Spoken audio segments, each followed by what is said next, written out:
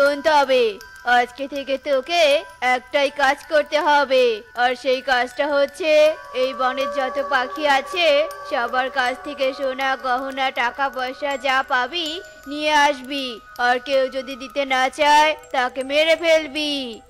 এরপর ডাইনি তার মালিকের কথা মতো কাজ করতে শুরু করে, আর সবার আগে ডাইনি কবুতরের বাড়িতে যায়। তুই এখানে ঘুমাচ্ছিস? তুই ঘুমালে আমাকে টাকা পয়সা কে দিবে বলতো? দাঁড়া, তোর ঘুম আমি বের করছি।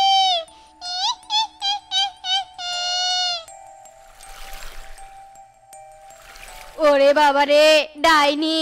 আমার ঘরে ডাইনি! আমাকে মেরো না ডাইনি, আমাকে ছেড়ে দাও, ছেড়ে দাও আমাকে। আমি তোকে ছেড়ে দিতে পারি, তবে একটা শর্তে। তোর বাড়িতে যত স্বর্ণ আর টাকা পয়সা আছে সবগুলো আমাকে দিয়ে দে, আর না দিতে পারলে এক্ষুনি তোকে মেরে ফেলবো। আমার কাছে তো কোনো টাকা পয়সা স্বর্ণ নেই, তাহলে আমি কি করে তোমাকে টাকা পয়সা দিব? তাহলে তুই তোর নিজের জীবনটাই আমাকে দিয়ে দে। এ কথা বলে ডাইনি কবুতরকে মেরে ফেলে, আর সেখান থেকে তোতার বাড়িতে যায়।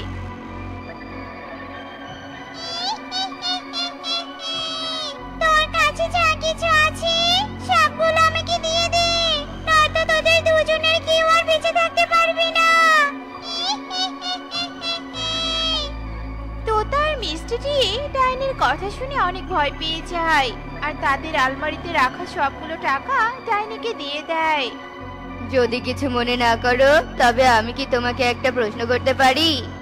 ঠিক আছে, কি বলবি তাড়াতাড়ি বল, আমার আরো অনেক কাজ বাকি আছে। তুমি কোথায় থাকো, আর তুমি এতগুলো টাকা দিয়ে কি করবে? তোমার তো অনেক জাদু ক্ষমতা আছে, তাহলে তুমি আমাদের কাছ থেকে টাকা পয়সা কেন নিচ্ছ বলো তো?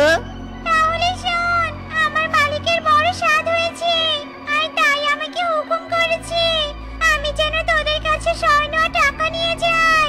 আমি কখনো আমার মালিকের হুকুম অমান্য করিনি, আর আমরা পাশের বাড়ি লিপস্টিক বাড়িতে থাকি।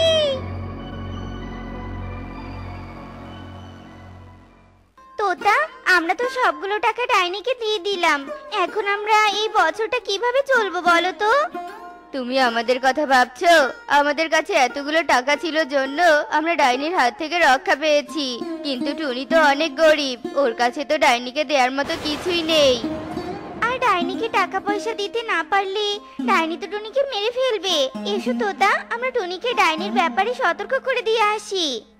এরপর তোতা ও টিয়ে টুনির বাড়িতে যায়, আর টুনিকে ডাইনির সাথে ঘটে যাওয়া সব কথা খুলে বলে, আর টুনিকে সতর্ক করে দিয়ে বাড়িতে চলে যায়। শোন রে মা, আমার অনেক দুধ দিয়ে পায়েস খেতে ইচ্ছে করছে। তুই তো জানিস দুধের পায়েস খেতে আমি অনেক পছন্দ করি। আমাকে এক্ষুনি দুধের পায়েস রান্না করে দে তো। দুধের পায়েস বানাতে তো অনেক দুধ লাগবে, আর এত দুধ আমরা কোথায় পাবো? আশেপাশে তো কারোর গাভীও নেই। আশেপাশে কোনো গাভী নেই মানে? তুমি এই মিথ্যে কথাটা কেন বললে কালু? আমাদের টুনির তো একটা গাভী আছে, এখনই গিয়ে টুনির কাছ থেকে দুধ নিয়ে আসো। এরপর কালু বালতি নিয়ে টুনির বাড়িতে যায়। টুনি, আমার মায়ের ইচ্ছে হয়েছে দুধের পায়েস খাবে, আর তাই তুই আমাকে এক বালতি দুধ দিতে পারবি? হ্যাঁ কালু দাদা, আজকে আমার গাভী 2 বালতি দুধ দিয়েছে, তাই তুমি 1 বালতি দুধ নিয়ে যেতে পারো গো কালু দাদা। তবে আমাকে এক্ষুনি দুধের টাকাটা দিতে হবে। এই দেখো না, আমার মেয়েটা হঠাৎ করে কেমন অসুস্থ হয়ে পড়েছে, তাই ভেবেছি দুধ বিক্রি করে ওর জন্য ওষুধ নিয়ে আসবো। শোন টুনি, আমার কাছে এখন কোনো টাকা নেই, তোকে আমি দুধের টাকা 2 দিন পরেই দিয়ে দিব, আর তোর কাছে তো আরো 1 বালতি দুধ আছে, ওইগুলো বিক্রি করে ওষুধ কিনে আন। এরপর টুনি কালুকে 1 বালতি দুধ দেয়, আর কালু দুধ নিয়ে যাওয়ার সময় তার হাত থেকে হঠাৎই দুধের বালতিটা নিচে পড়ে যায়। এই যা, গেল তো সবগুলো দুধ পড়ে, এখন কি হবে? আর এ কথা কাকলি জানতে পারলে তো আমাকে মেরেই ফেলবে।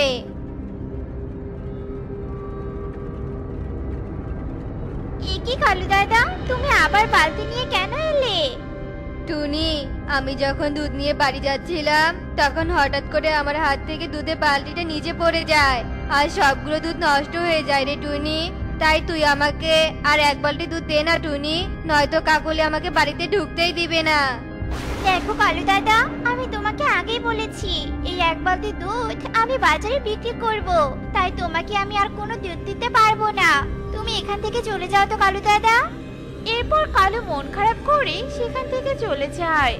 শোনো কাকলি, টুনি আমাকে দুধ না দিয়ে তাড়িয়ে দিয়েছে। আমি এত করে বললাম আমার মায়ের পায়েস খেতে ইচ্ছে করেছে, তারপরও টুনি আমার কোনো কথাই শুনলো না। তার মানে আমার আর দুধের পায়েস খাওয়া হবে না? কি রে মা কাকলি, তুই আমার এই সামান্য ইচ্ছেটুকু পূরণ করতে পারলি না? তোদের সব ইচ্ছে পরে পূরণ করিস, আগে আমার ইচ্ছে পূরণ কর, নয়তো তোদের সবাইকে আমি মেরে ফেলবো। ওরে কাকুলি রে, আমাকে বুঝি এই ডাইনি মেরে ফেলবে? আমি এখনই মরতে চাই না। ওরে তোরা কেউ আমাকে এই ডাইনির হাত থেকে বাঁচা।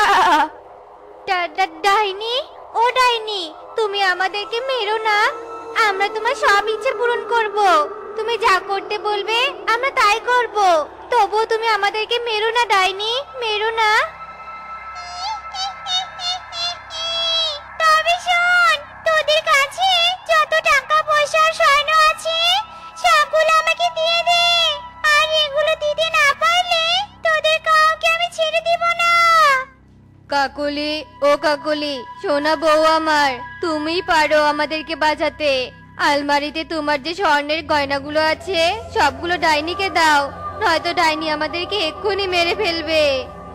এরপর কাকলি আলমারি থেকে তার সবগুলো গহনা ডাইনিকে দিয়ে দেয়, আর অনেকগুলো গহনা দেখে ডাইনি অনেক খুশি হয়। আরে আরে, তোরা তো দেখছি সবার থেকে বেশি গহনা দিলি, তোদের উপর আমি অনেক খুশি হয়েছি, তাই আমি তোদের সাথে বন্ধুত্ব করতে চাই। আর আমি পাশের বনে ওই লিপস্টিক বাড়িতে থাকি, তোদের কোনো প্রয়োজন হলে আমার লিপস্টিক বাড়িতে চলে আসিস, কেমন? এরপর ডাইনি সবগুলো গহনা নিয়ে প্যাঁচার কাছে যায়। এতগুলো টাকা, এতগুলো গহনা, সবগুলো আমার, সবগুলো আমার। এভাবে চলতে থাকলে তো আমি অনেক ধন সম্পদের মালিক হয়ে যাব। মালিক, আমার অনেক ঘুম পাচ্ছে, আমাকে একটু ঘুমানোর অনুমতি দিন মালিক। আচ্ছা ঠিক আছে, তুই অনেক পরিশ্রম করেছিস, এখন না হয় একটু বিশ্রাম কর। আমারও শরীরটা কেন জানি ভালো লাগছে না, আমিও একটু বিশ্রাম করি। কাকলি, শেষমেশ কিনা ডাইনি আমাদের বন্ধু হয়ে গেল, বেশ ভালোই হলো, তাই না বলো? এখন আমি টুনিকে উচিত শিক্ষা দিব, আমাকে বাড়ি থেকে তাড়িয়ে দেওয়ার শাস্তি আমি টুনিকে দিয়েই ছাড়বো। কিন্তু কালু, কি করে টুনিকে শাস্তি দিবে বলো তো? এরপর কালু ও কাকলি টুনিকে শাস্তি দেওয়ার জন্য বুদ্ধি করে, আর এভাবেই কেটে যায় বেশ কিছুক্ষণ। আর কিছুক্ষণ পরই রাত হয়ে যায়। এরপর কালু আর কাকলি টুনির বাড়িতে যায়, আর গিয়ে দেখতে পায় টুনি আর টুকি ঘুমিয়ে পড়েছে।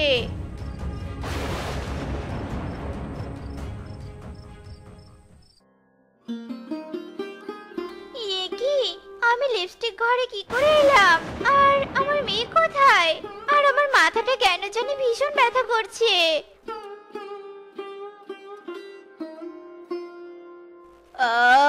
জ্বরে আমার পুরো শরীর ব্যথা করছে, কেউ আছো? আমাকে একটু সাহায্য করো।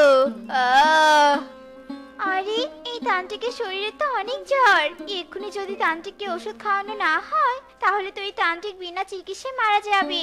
আমাকে এই তান্ত্রিককে বাঁচাতেই হবে। তোমাকে অনেক ধন্যবাদ টুনি, তুমি না থাকলে হয়তো বিনা চিকিৎসা আমি মারা যেতাম। কিন্তু তান্ত্রিক বাবা, তুমি এই লিপস্টিক ঘরে কি করে এলে?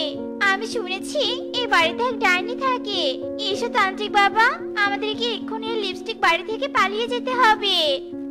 এরপর তান্ত্রিক টুনিকে সব কথা খুলে বলে।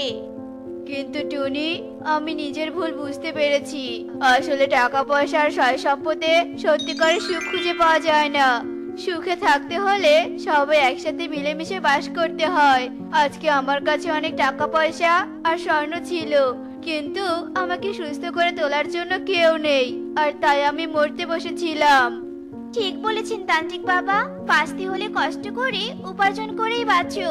অন্যের কষ্টের টাকা ছিনিয়ে নিয়ে ধন সম্পদের মালিক হয়ে কখনো সুখী হওয়া যায় না। বাঁচতে হলে জীবনে সুখ আর দুঃখ দুটোই মানিয়ে নিয়ে চলতে হয়, তাহলে বেঁচে থাকার আনন্দ উপভোগ করা যায়। ঠিক বলেছ টুনি, আমি এই কাজটা করে অন্যায় করে ফেলেছি, তাই আমি বনে সবার কাছে গিয়ে ক্ষমা চাইবো আর সবার টাকা আর গহনাগুলো ফিরিয়ে দিয়ে আসবো। তো বন্ধুরা, আমাদের আজকের গল্পটি তোমাদের কাছে কেমন লেগেছে তা কমেন্টে জানাতে ভুলো না কিন্তু। টুনি, তুমি ঘরে থেকো, আমি বনে কাজ খুঁজতে যাচ্ছি। যদি কাজ পাই তাহলে আমার ঘরে ফিরতে দেরি হবে, আর যদি কাজ না পাই তাহলে তাড়াতাড়ি ঘরে ফিরে আসবো, কেমন? ঠিক আছে, যাও। আর শোনো, এই বনের ধনী পাখিরা কিন্তু ভালো নয়। ধনী পাখিরা গরিব পাখিদের দেখতেই পারে না। তুমি কিন্তু সাবধানে থাকবে, বুঝেছো? ঠিক আছে, আসি তবে। টোনা ঘর থেকে বনে বেরিয়ে পড়ে। টোনা বনের পাখিদের বাড়ি বাড়ি যায় কাজ চাইতে, কিন্তু কেউই টোনাকে কোনো কাজ দেয় না। কাজ না পেয়ে টোনা মন খারাপ করে বাড়ির দিকে উঠতে থাকে। কত অনুরোধ করে কাজ চাইলাম, তবুও কেউ কাজ দিল না, কারো মনে নরম হলো না। হে সৃষ্টিকর্তা, তুমি ধনী পাখিদের মন কেন এত কঠিন করে বানিয়েছো? আমার ভাগ্যের জন্য আমি তোমাকে দোষারোপ করব না। আমি সন্তুষ্ট তোমার প্রতি। আমি জানি তুমি আমার জন্য ভালো কিছু রেখেছো। এসব বলতে বলতেই টোনা বাড়িতে এসে পৌঁছায়। টোনাকে দেখে টুনি অস্থির হয়ে বলতে থাকে, টোনা, এত তাড়াতাড়ি বাড়ি ফিরলে যে, কাজ পাওনি নাকি? না টুনি, কাজ পাইনি। অনেক করে সবাইকে বললাম, কিন্তু কেউ কাজ দিল না। সৃষ্টিকর্তা কেন আমাদের এত কষ্ট দিচ্ছে? কেন বলো তো? না দিচ্ছে কোনো সন্তান, না দিচ্ছে একটা কাজ। কি করে আমরা বেঁচে থাকবো বলো তো? কি করে? আমার যে কিছুই ভালো লাগছে না গো। আরে তুমি কাঁদছো কেন? শান্ত হও টুনি। সৃষ্টিকর্তাকে দোষারোপ করা বন্ধ করো। সন্তান না দেওয়ার কারণে নিশ্চয়ই কোনো কারণ আছে। সৃষ্টিকর্তার উপর ভরসা রাখো টুনি, তিনি আমাদের জীবনে সুখের দিন দিবেই। আমি কালকে পাশের বনে যাব কাজ খুঁজতে। আমার অনেক ক্ষুধা লেগেছে, আমাকে কিছু খেতে দাও তো। ভাত নেই, সামান্য পরিমাণ মুড়ি আর গুড় আছে, খাবে? হ্যাঁ খাবো, নিয়ে এসো।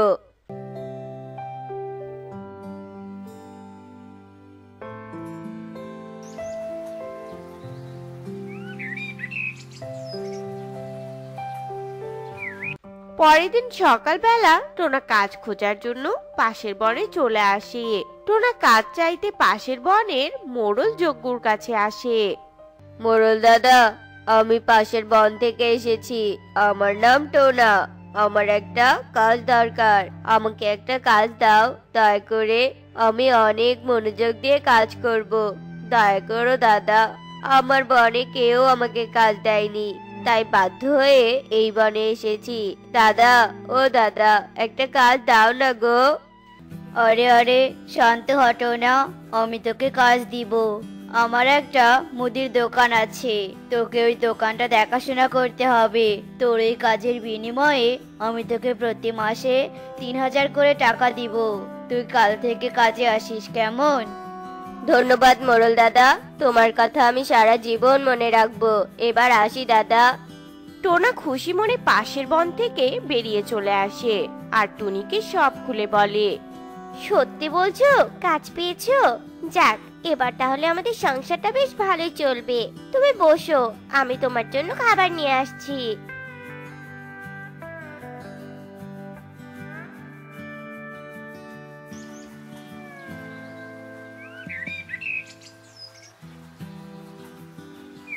পরের দিন টোনা সকাল সকাল যজ্ঞুর মুদির দোকানে চলে আসে আর জিনিসপত্র বিক্রি করতে থাকে। টোনা, আমাকে তেল 1 লিটার আর 1 কেজি লবণ দে তো। অনেকদিন এই দোকানটা বন্ধ ছিল, মোড়ল মশাই দোকানটা আবারও চালু করে বেশ ভালো করেছে। আমাদের খরচ করতে আর শহরে যেতে হবে না। এই নাও দিদি তোমার খরচ, আরো কিছু লাগলে আবারও এই দোকানে আসবে দিদি।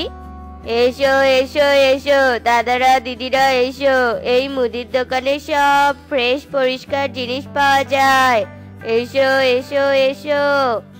এইভাবে সততার সাথে টোনা তার কাজ করতে থাকে।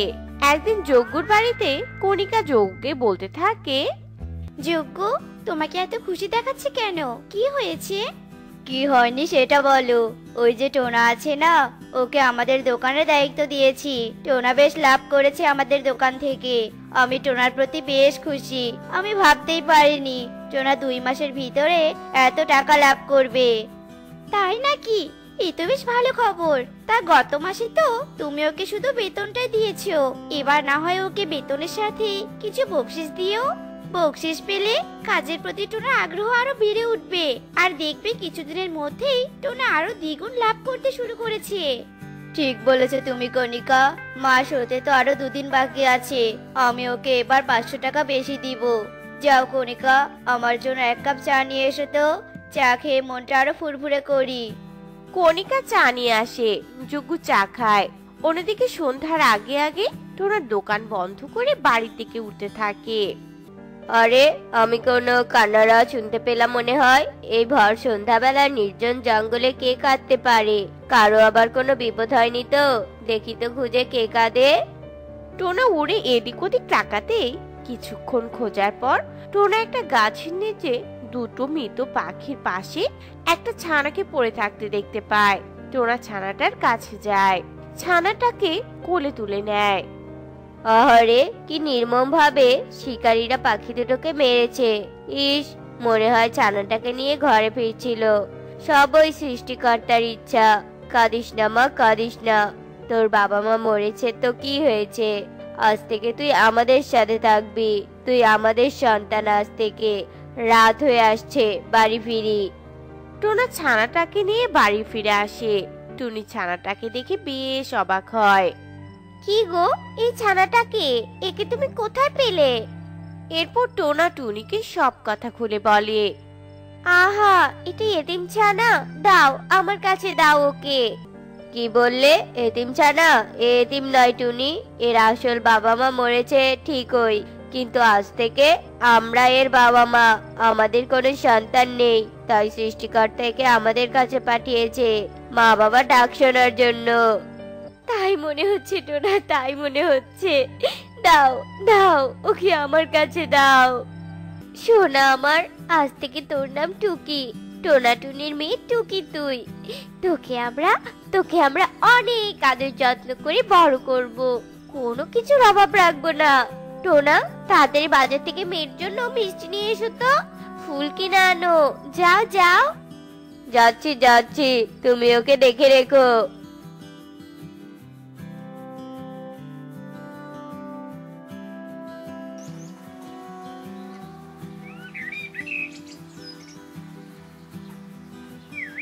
টোনা, টুকি মনে হয় অসুস্থ, ওকে ডাক্তারের কাছে নিয়ে যেতে হবে। কাল সারা রাত ঘুমায়নি, শুধু কেসেছে গো। তাই নাকি? চলো তাহলে এক্ষুনি ডাক্তারের কাছে নিয়ে যাই। টোনা টুনি টুকিকে নিয়ে ডাক্তারের কাছে চলে আসে। ডাক্তার টুকিকে ভালো করে দেখে বলে, টোনা, তোমার মেয়ের বেশ কয়েকদিন থেকে জ্বরে ভুগছে। এখন থেকে ভালো চিকিৎসা না করালে পরবর্তীতে বড় ধরনের বিপদ হতে পারে। না না, আমার মেয়ের কিচ্ছু হতে দিব না। ডাক্তার মশাই, আপনি আমার মেয়েকে সুস্থ করে দিন, যত টাকা লাগে আমি দেব। আচ্ছা আচ্ছা, শান্ত হন, আমি দেখছি। টুনি, টুকিকে দেখে রেখো, আমি কাজে যাচ্ছি। নে টোনা, টাকাটা হিসাব করে নে। আর আজকে তোর কাজ করার দরকার নেই, কাল সকালে একেবারে কাজে আসিস। আজকে খুশি মনে বাড়িতে গিয়ে নিজের কাজ কর। এই টোনা কি মনের পাখি রে বাবা, বকশিস দিলাম তবু একটা ধন্যবাদ দিল না। একে তো আমি ভালো ভাবছিলাম, আজকে যা দিয়েছি এর পরের মাসে ওকে আর বকশিস দিব না। অকৃতজ্ঞ পাখি কোথাকার। এদিকে টোনা বাড়িতে এসে টুনিকে বলতে থাকে, টুনি, টুকি মায়ের প্রেসক্রিপশনটা দাও তো। আজ বেতন পেয়েছি, টুকি মায়ের সব ঔষধ কিনে আনবো। টুনি টোনার হাতে প্রেসক্রিপশন দেয়। টোনা বাজারের দিকে উঠতে থাকে। টোনা বাজার থেকে ঔষধ এনে টুকিকে খাওয়ায়। এইভাবে আরো কয়েকদিন কেটে যায়।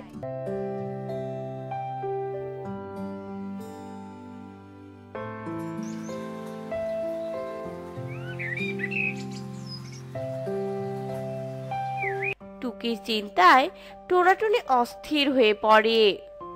কি ব্যাপার টোনা, আজ এত দেরি করে কাজে আসলি যে? আর তোকে এত অস্থির দেখাচ্ছে কেন? তুই কি অসুস্থ নাকি? না মোড়ল মশাই, আমি নয়, আসলে আমার বাড়িতে একটি সমস্যা তো, ওই আর কি। আপনি চিন্তা করবেন না, কাল থেকে সকাল সকাল কাজে আসবো। ঠিক আছে, এবার দোকান খুলে কাজে লেগে পড়। টুনি, টুনি, টুনি, কি হয়েছে? টুনি, তুমি কাঁদছো কেন? টুকি ঠিক আছে তো? আরে টুনি থামো, তুমি দেখছো না টুকি ঘুমিয়ে আছে? ওর ঘুম ভেঙে যাবে তো। টোনা, টুকি ঘুমিয়ে নয়, ও মরে গেছে। টোনা, ও মরে গেছে। আমাদের ছেড়ে টুকি অনেক দূরে চলে গেছে। আমাদের সন্তান পৃথিবীতে নেই টোনা। এখন আমরা কাকে আদর যত্ন করব? কেন এমন হলো আমাদের সাথে? না না, এ হতে পারে না। টুকি মা, টুকি মা, ওঠ মা, চোখ খোল, তাকা মা। এভাবে আমাদের একা করে চলে যাস না টুকি। তোর মুখে যে বাবা মা ডাকছো না, এখনো বাকি রে। টোনাটুনি অনেক কাঁদে। তারপর টোনাটুনি টুকির সৎকার করায়। টোনা, সৃষ্টিকর্তা কেন আমাদের সাথে এত অন্যায় করছে? কেন সন্তান দিয়ে কেড়ে নিল বলো তো, কেন? টুনি, আর কেঁদো না। সৃষ্টিকর্তা যা ভালো তাই করেছে। তুমি জানো না, সৃষ্টিকর্তার অনুমতি ছাড়া একটা গাছের পাতাও নাড়ে না। আমাদের কপালে সৃষ্টিকর্তা যা রেখেছে তাই হবে। সেটা আমরা না চাইলেও হবে, চাইলেও হবে। ভরসা রেখো সৃষ্টিকর্তার ওপর। টোনার কথা শুনে টুনি শান্ত হয়। এইভাবে আরো 2 দিন কেটে যায়।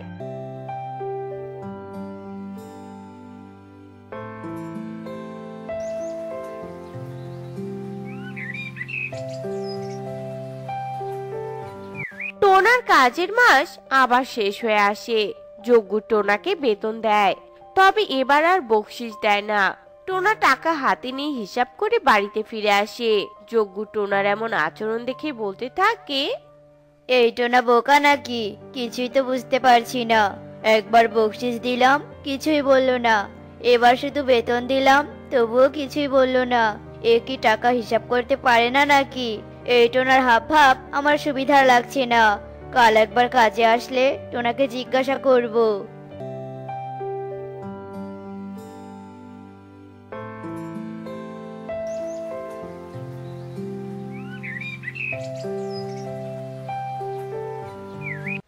আচ্ছা টোনা, তোকে একটা কথা বলবো। আগের মাসে আমি খুশি হয়ে তোকে বকশিস দিয়েছিলাম, তুই কি সেটা বুঝতে পারিসনি নাকি বলতো আমায়? বুঝতে পেরেছিলাম দাদা। আমি যে তোকে এই মাসে সেই বকশিসের টাকাটা দেইনি, তুই কি সেটা বুঝতে পেরেছিস? হ্যাঁ দাদা, এটাও বুঝতে পেরেছি। তাহলে তোর কোনো কিছুতে কোনো প্রতিক্রিয়া দেখা গেল না কেন? বেতনের সাথে বকশিস দেওয়ায় তুই আমাকে একটা ধন্যবাদ পর্যন্ত দিলি না। তোর হয়েছে এটা কি শুনি? দাদা, যেদিন আমাকে তুমি বেতনের টাকা বকশিস দিয়েছিলে তার 2 দিন আগে আমি এক এতিম ছানাকে কুড়িয়ে পাই। মানে আমি এক কন্যা সন্তানের বাবা হয়েছিলাম। ওই কন্যাকে পাওয়ার 2 দিন পর তোমার বকশিস পেয়ে ভেবেছিলাম সৃষ্টিকর্তা হয়তো আমাকে কন্যা কুড়িয়ে পাওয়ার জন্য তার ভরণ পোষণ চালাতে ওই বকশিসের টাকাগুলো তোমার মাধ্যমে আমাকে দিয়েছে। আবার তুমি যে মাসে আমাকে বকশিস দিলে না, তার ঠিক 2 দিন আগে আমার সেই কন্যা মারা যায়। তখন আমি বকশিস না পেয়ে ভাবলাম হয়তো হয়তো সৃষ্টিকর্তা আমার মেয়ের ভরণ পোষণের টাকাটা তোমার মাধ্যমে কেড়ে নিলেন। কারণ সেই বকশিস তো আমার আর লাগবে না। তাই আমি কোনো রকম প্রতিক্রিয়া করিনি আমার পরিস্থিতির ওপর। যা ভাগ্যে ছিল তা তো হবেই, তাই না? আসল কথা কি জানো দাদা, সবকিছু সৃষ্টিকর্তার ইচ্ছাতেই হয়। তার ইচ্ছা ছাড়া কেউ নিঃশ্বাস নিতে পারে না। আমাদের সাথে কোনো কিছু ভালো মন্দ হলেও সেটা সৃষ্টিকর্তা চেয়েছে জন্যই হয়েছে। তাই আমাদের সকলের উচিত পরিস্থিতির সাথে নিজেকে পরিবর্তন করা। বাহ টোনা বাহ, তুই মহান। আমি আজকে ভালো করে বুঝতে পারলাম। এর পরের মাস থেকে আমি তোকে আবারও বকশিস দিব। তোর কথা এবং কাজে আমি মুগ্ধ হয়েছি।